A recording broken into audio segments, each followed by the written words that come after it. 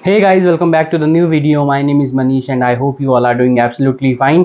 कुछ वीडियोस में मेरे पास बहुत सारे कमेंट्स आ रहे थे कि आप TCS जो NQT होता है उसके ऊपर आप वीडियोस क्यों नहीं बनाते। तो आज की वीडियो होने वाली है TCS NQT एग्ज़ाम के बारे में। तो इस वीडियो में मैं सब कुछ डिस्कस करने वाला हूँ कि NQT किस किस लेवल के हायरिंग के लिए होता है, निंजा के लिए, इनोवेटर के लिए, डिजिटल के लिए, प्लस क्या एग्ज़ाम का पैटर्न रहता है और कब तक आप एग्ज़ाम को एक्सपेक्ट कर सकते हो और कब तक आप एग्ज़ाम के रिज़ल्ट को भी एक्सपेक्ट कर सकते हो। तो वीडियो में आज ये सभी होना मैं डिस्कस करना चाहूँगा, तो बने रहिएगा वीडियो में। वीडियो शुरू करने से पहले अगर आपने मेरे चैनल को सब्सक्राइब नहीं किया तो प्लीज़ मेरे चैनल को सब्सक्राइब करें, वीडियो को लाइक करें और वीडियो को शेयर करें। तो चलिए वीडियो को शुरू करते हैं। तो अगर मैं बात करूं कि TCS कौन कौन से लेवल के लिए हायर करता है, तो TCS जो है वो NQT, जिसका मतलब है नेशनल क्वालिफायर टेस्ट, उसको हर साल में एक बार, या अगर उनकी रिक्वायरमेंट ज़्यादा है तो साल में 2 बार भी NQT लेता है एलिजिबल लोगों के लिए। और इसमें बेसिकली आपकी 3 प्रोफाइल्स के लिए हायरिंग होती है। एक है TCS निंजा। जो निंजा है वो जो NQT में एलिजिबल जो क्वालिफाई कर जाते हैं वो निंजा के लिए भी हो जाते हैं हायर। और जो निंजा की जो सैलरी ब्रैकेट होता है वो 3.36 LPA होता है। सेकेंड है TCS डिजिटल। जो TCS डिजिटल का जो पैकेज होता है वो 7 LPA के अराउंड होता है।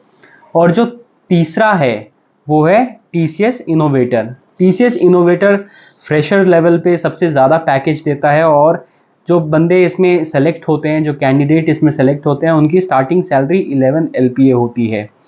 तो इन तीनों के बारे में मैं डिटेल में बात करना चाहूँगा आज कि क्या क्या होता है NQT से, आप कैसे इन तीनों के लिए आप एलिजिबल होते हो।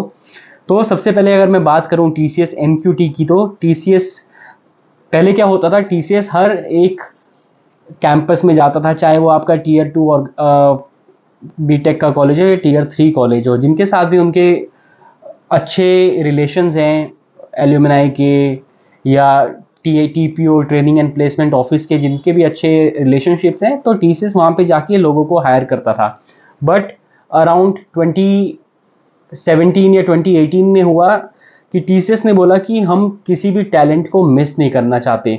ऐसा हो सकता है कि आप किसी एक लो टियर कॉलेज में हो बट आप में बहुत ज़्यादा टैलेंट हो, और TCS अगर आपके कॉलेज नहीं आ रहा तो वो आपको एक ओपन प्लेटफॉर्म देना चाहते थे इंडिया के हर एक बीटेक स्टूडेंट को, बीटेक, एमटेक, MCA, हर बच्चों को एक वो ओपन इक्वल प्लेइंग फील्ड देना चाहते थे कि आप हमारा टेस्ट लो, और अगर आप एलिजिबल होते हो और अगर आप उसमें अच्छे मार्क्स लाते हो तो आप हमारे लिए जॉब कर सकते हो।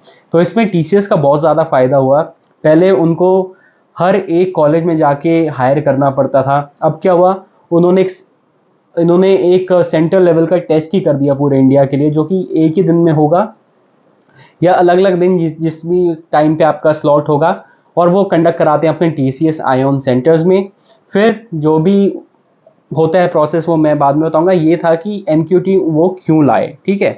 तो NQT जो होता है उसकी जो रजिस्ट्रेशन होता है वो यूजुअली सितंबर के बिगनिंग में होती हैं उसकी रजिस्ट्रेशन ओपन, और जो एग्ज़ाम होता है वो यूजुअली अक्टूबर एंड में वो एग्ज़ाम होता है, ठीक है।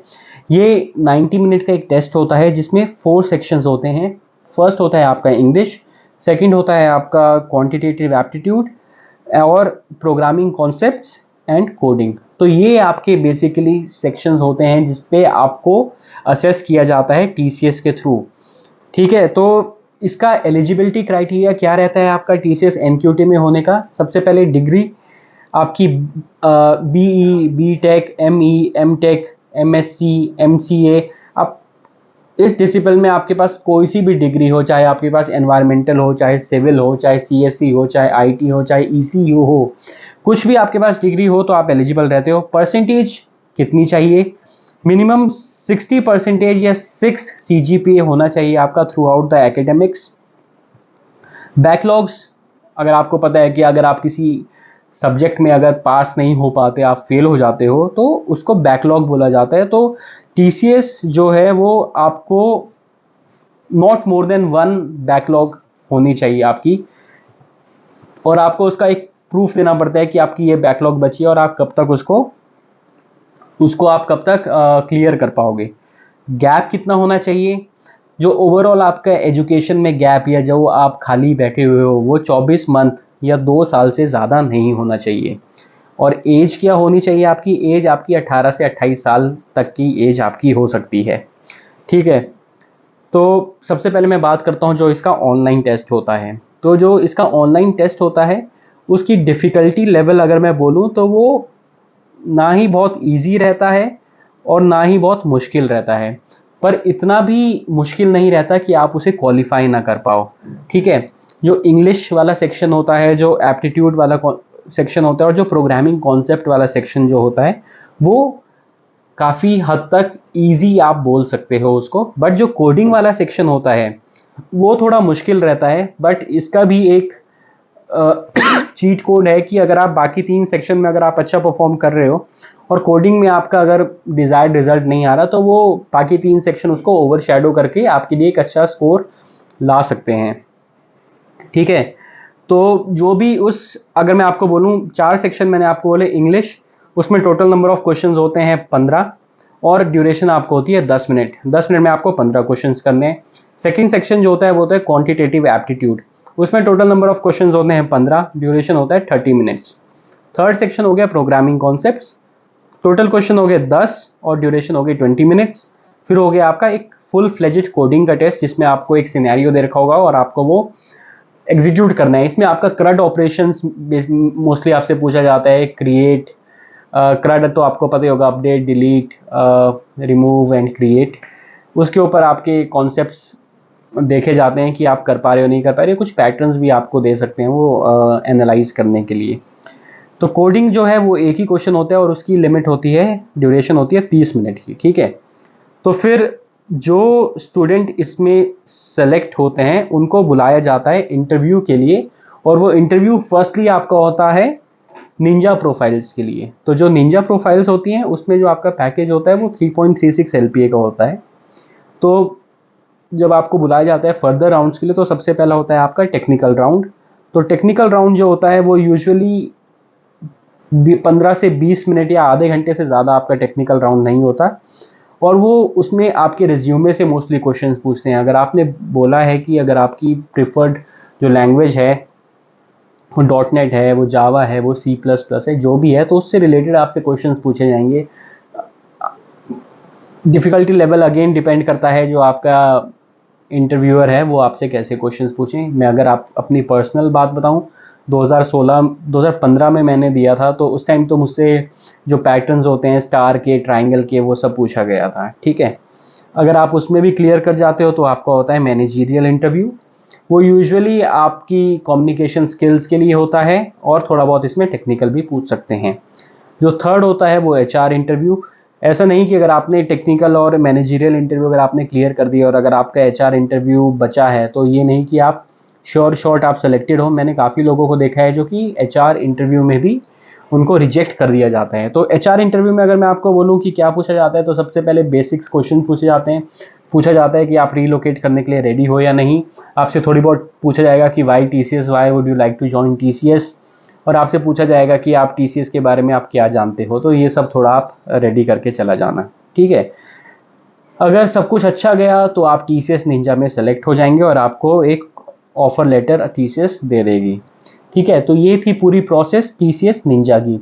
अगर अब मैं बात करना चाहूँ TCS डिजिटल की, तो जब आपका रिजल्ट आता है तो आपकी परसेंटाइल्स आपको आती हैं कि आपकी कितनी परसेंटाइल है। तो जो टॉपर्स होते हैं MQT के वो शॉर्टलिस्ट किए जाते हैं और उनको बुलाया जाता है TCS डिजिटल के टेस्ट के लिए। तो TCS जो होता है ना वो उनको एक कंफर्मेशन मेल भेजती है कि you are one of those who have been among the top performers in the TCS MQT, और आपको बुलाया जाता है नेक्स्ट राउंड ऑफ इवैल्यूएशन के लिए जो कि आपका TCS डिजिटल के लिए। तो TCS डिजिटल का जो होता है पैकेज वो होता है 7 LPA का, और जो TCS डिजिटल का एग्ज़ाम होता है वो 90 मिनट्स का एग्ज़ाम होता है और इसमें भी 5 सेक्शन होते हैं, English, regional ability, numerical ability, programming concept और कोडिंग। अगर मैं आपको क्वेश्चंस बताऊं कि हर एक सेक्शन में कितने क्वेश्चंस आते हैं, तो वर्बल एबिलिटी में आपके आते हैं 24 क्वेश्चंस और उसकी ड्यूरेशन होती है 30 मिनट्स। नेक्स्ट है आपका रीजनिंग एबिलिटी, उसमें आपके आते हैं 30 क्वेश्चंस, ड्यूरेशन होती है 50 मिनट्स। न्यूमेरिकल एबिलिटी 26, ड्यूरेशन होती है 40 मिनट्स। प्रोग्रामिंग लॉजिक 10, उसकी ड्यूरेशन होती है 15 मिनट्स। कोडिंग आते हैं 2 और उसकी ड्यूरेशन होती है 45 मिनट्स।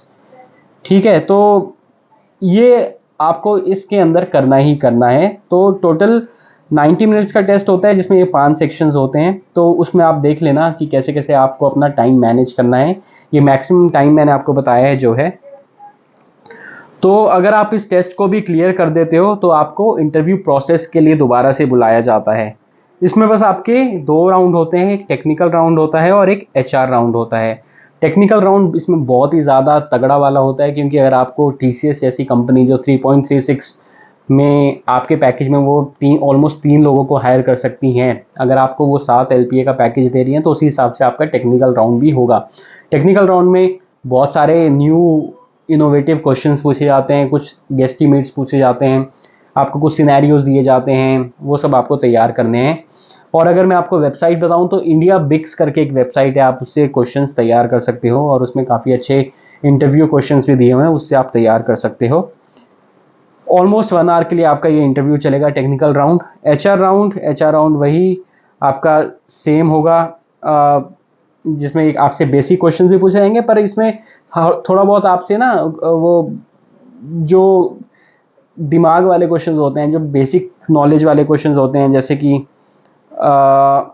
एप्टीट्यूड क्वेश्चन जैसे आप बोल सकते हैं कि अगर एक मंकी है उसको 3 स्टेप आगे चलता है, 1 स्टेप पीछे चलता है, तो वो इतना मीटर कवर करने में कितना स्टेप्स लगाएगा। तो इस टाइप के आपसे क्वेश्चंस पूछे जाएंगे। Why should we hire you, why TCS, ये सब तो आपसे पूछा ही जाता है। अगर सब कुछ अच्छा रहा तो आप TCS डिजिटल में सेलेक्ट हो जाते हो। आपका स्टार्टिंग पैकेज जो होता है वो 7 LPA का होता है, जो एक बहुत ही कमेंडेबल बात है। TCS जैसी ऑर्गेनाइजेशन में स्टार्ट कर रहे हो आप 7 LPA।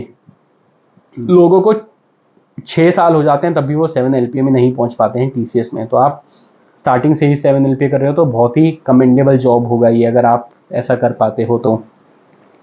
नेक्स्ट सेट ऑफ जो प्रोफाइल TCS ऑफर करता है वो है TCS इनोवेटर की प्रोफाइल।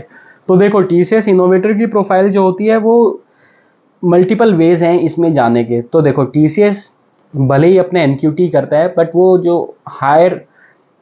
जो अच्छे कॉलेजेस होते हैं, जो Tier 1 के इंजीनियरिंग कॉलेज है, जैसे IITs हो गया, NITs हो गया, IIITs हो गया और DTU जैसे कॉलेज हो गए, उसमें वो जाता है और डायरेक्टली प्रीमियम कॉलेजेस से हायर करता है TCS इनोवेटर प्रोफाइल्स के लिए। या तो अगर आप कोड वीटा करके एक टेस्ट होता है TCS का, अगर आप उसे काफ़ी हाई स्कोर से कर रहे हो तो आपको इनोवेटर की प्रोफाइल के लिए आपको बुलाया जाएगा। अगर आप ऑलरेडी TCS में अगर काम कर रहे हो तो TCS में TCS इनोवेशन लैब करके कोई चीज़ है, अगर आप उसमें अप्लाई करते हो, अगर आपका CV सेलेक्ट हो जाता है तो आपको शॉर्टलिस्ट किया जाता है अगेन TCS इनोवेटर की प्रोफाइल के लिए। सैलरी डिफ़र करती है कि आप कौन से मीडियम के थ्रू आ रहे हो। अगर आप BTech स्टूडेंट हो, अगर आप प्रीमियर कॉलेज से आ रहे हो तो आपका CTC जो होता है वो 9 LPA का होता है, और अगर आप MTech हो तो आपका CTC होता है वो 11.5 LPA का होता है। ठीक है, तो ये था TCS की 3 प्रोफाइल्स जो मोस्टली फ्रेशर्स के लिए होती है, TCS निंजा, TCS डिजिटल और TCS इनोवेटर। इसमें मैंने आपको बताया कि जो आपका TCS NQT का एग्ज़ाम होता है वो कैसे आप उसके लिए प्रिपेयर कर सकते हो। इंडिया बिक्स करके एक बहुत अच्छी वेबसाइट है, और बाकी आप गूगल में भी सर्च कर सकते हो कि कैसे कैसे क्वेश्चंस पूछे गए हैं।